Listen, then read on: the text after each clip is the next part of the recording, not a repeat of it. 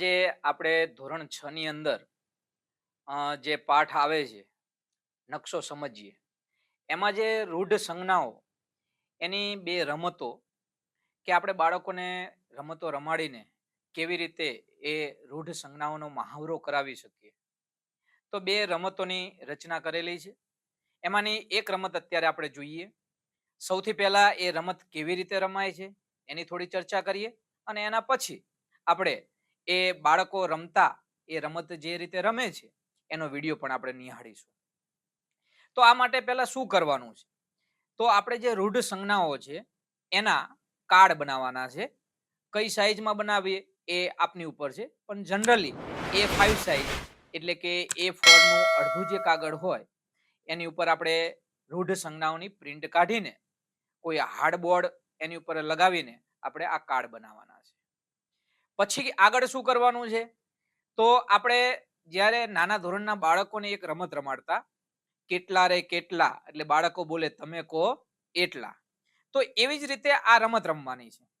આપણે બાળકોને દરેકને એક ગોળ રાઉન્ડમાં ઊભા રાખીને દરેકને એક એક કાર્ડ આપવાનું છે અને પછી આપણે બાળકોને રાઉન્ડમાં દોડાવવાના છે અને આપણે બોલવાનું છે કઈ કઈ સંજ્ઞા, જેમ આપણે ઓલી રમતમાં કહીએ કેટલા રે કેટલા, એમ અહીંયા આપણે શું કહેશું? કઈ કઈ સંજ્ઞા.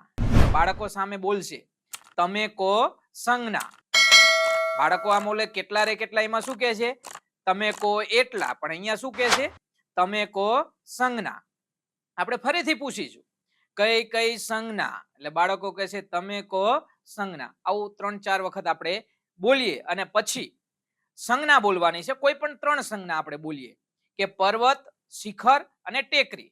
એટલે પર્વત, શિખર અને ટેકરીનું જે કાર્ડ જેની પાસે હશે એ 3 બાળકો વચ્ચે રાઉન્ડની અંદર ભેગા થશે. જોવાનું આપણે કે આ કાર્ડ જે બાળકો અંદર આવ્યા છે એ સાચા છે. ઘણી વખત એવું પણ બનશે કે 2 બાળકો અંદર આવશે, 1 બાળક નહીં આવે. કેમ એવું થશે? તો કે જે બાળકને એ સંજ્ઞાની ખબર નથી એટલે એ અંદર આવવાનો નથી.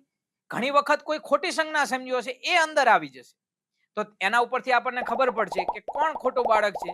તો એ બાળકને આપણે કદાચ આ ગેમમાંથી થોડોક રસ દાખવવા માટે એને આપણે બહાર કાઢી શકીએ કે ભાઈ આ બાળક આપણે રમતમાંથી બહાર નીકળી જશે. તો આવી રીતે આપણે બાળકોને ફરીથી દોડાવીશું. ફરીથી આપણે બોલશું કઈ કઈ સંજ્ઞા. બાળકો કહેશે તમે કહો સંજ્ઞા. વળી આપણે 3 નામ બોલીએ કે નદી, નદી પરનો બંધ.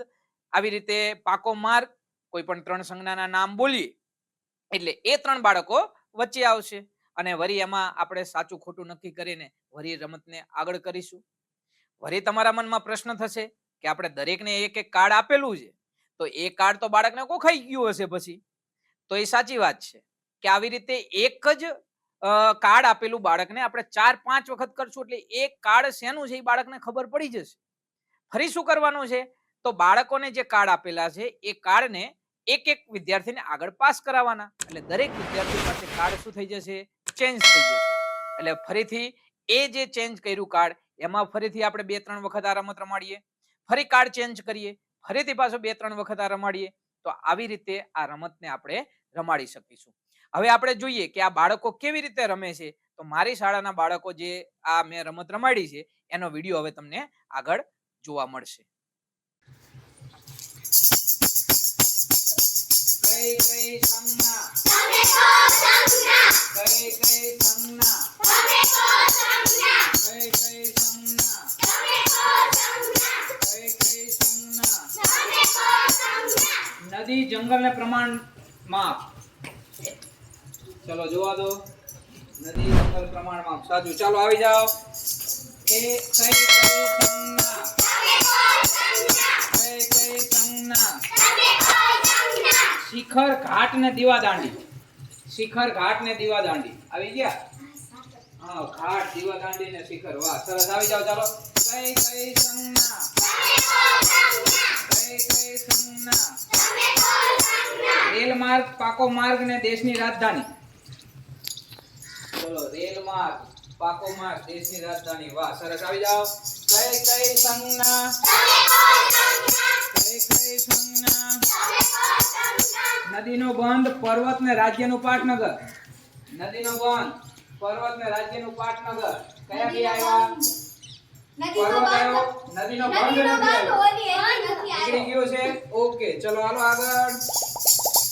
કઈ કઈ સંજ્ઞા કઈ કઈ સંજ્ઞા કઈ કઈ સંજ્ઞા પ્રમાણ માપ રેલ માર્ગ ને પર્વત.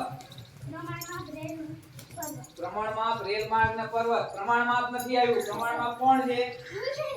હા